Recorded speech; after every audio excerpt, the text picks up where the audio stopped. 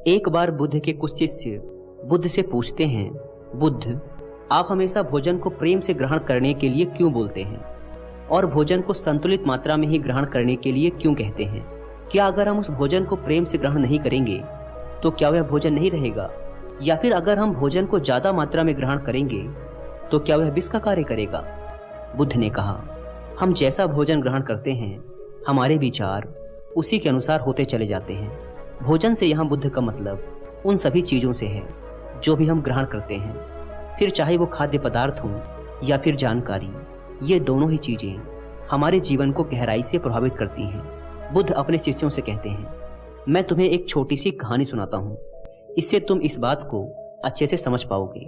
एक समय की बात है, एक साधु जंगल में अपनी कुटिया बनाकर रहा करते थे। जो भी व्यक्ति उनके पास अपनी समस्या लेकर जाता वह उसकी समस्या का पल भर में समाधान कर देते। धीरे धीरे आसपास के गांव के लोग भी उन साधु के पास अपनी समस्या का समाधान पूछने आने लगे और वो सभी की समस्याओं का समाधान कर देते। धीरे धीरे उनकी प्रसिद्धि गांव से नगरों और नगरों से राजधानी तक पहुंच गई। साधु की प्रसिद्धि की बात उस राज्य के राजा के कानों पर भी पड़ी। तो एक दिन राजा अपने मंत्री और सेनापति के साथ साधु महाराज से मिलने पहुंचे।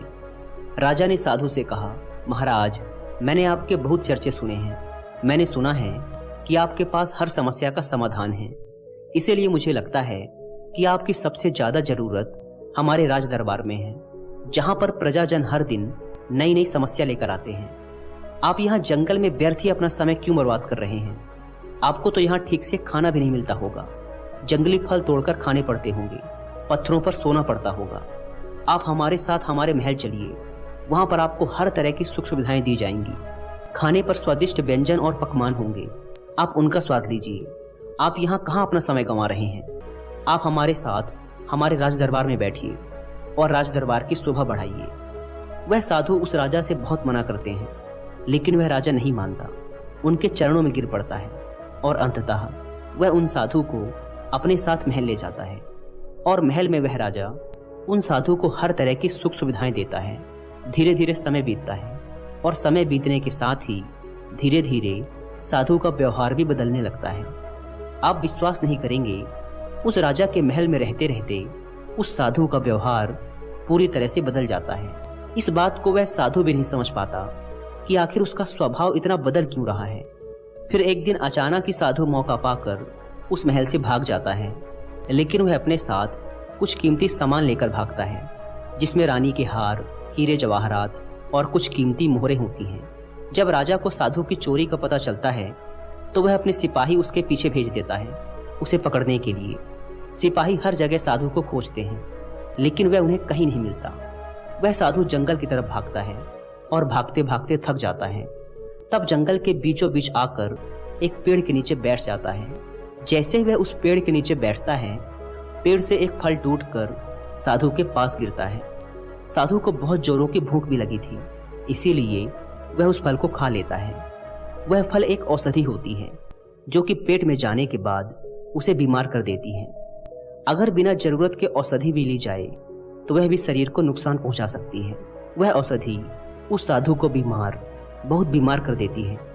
वह इतना बीमार हो जाता है कि उसकी मरने की हालत हो जाती है और उसका शरीर सूखकर एकदम एक लकड़ी के जैसा हो जाता है।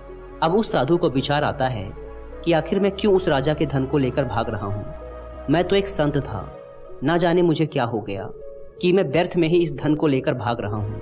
यह विचार आते ही वह साधु आत्मग्लानि के भाव से भर जाता है।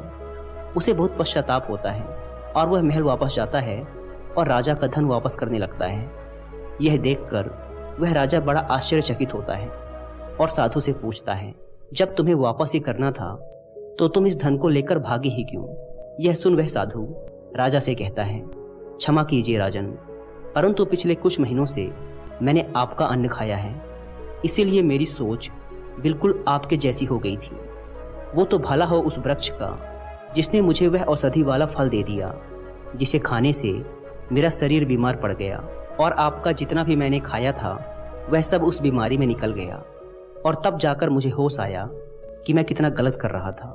वह साधु उस राजा से कहता है, आपका जितना भी धन है वो आपने मेहनत करके नहीं पाया, उसे या तो आपने छीना है या फिर वसूला है। इसीलिए इस धन के सेवन ने मेरी भी बुद्धि भ्रष्ट कर दी थी। कहानी खत्म करने के बाद बुद्ध शिष्यों से कहते हैं, जो भी हम ग्रहण करते हैं वही हमारे भविष्य को निर्धारित करता है। इसीलिए मैं आप सबसे कहना चाहता हूँ कि कुछ भी ग्रहण करने से पहले इस चीज़ को जरूर देखें कि जिसे आप ग्रहण करने जा रहे हैं वह कहाँ से आता है। क्या यह पाप से आता है, क्रोध से आता है, ईर्ष्या से आता है या फिर प्रेम से आता है। क्योंकि जो भी आप अपने भीतर ग्रहण करते हैं, चाहे वह भोजन हो या फिर विचार, ये दोनों ही तय करते हैं कि आपका भविष्य कैसा होगा। दोस्तों, आशा करता हूँ कि आपको इस कहानी से कुछ अच्छा सीखने को मिला होगा। धन्यवाद।